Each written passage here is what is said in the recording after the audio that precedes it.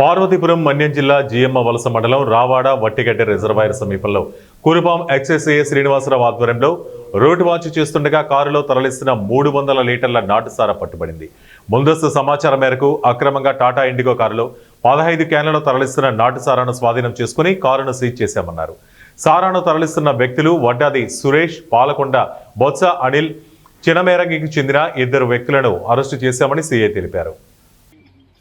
రాబడినటువంటి విశ్వసనీయ సమాచారం మేరకు కారులో నాటుసారా అక్రమంగా రవాణా అవుతున్నటువంటి సమాచారం మేరకు 2 మధ్యవర్తుల సహాయంతో అక్కడ ఈ ఒట్టిగడ్డ రిజర్వాయర్ బట్టిగడ్డ దగ్గర మేము రూట్ వాచ్ చేస్తుంటే AP 35AD5708 అటువంటి ఒక టాటా ఇండిగో కారులోని 15 క్యాన్లో ఉన్నటువంటి 300 లీటర్ల నాటుసారాయాన్ని తరలిస్తుండగా 2 ముద్దాయిలు పట్టుకున్నాము.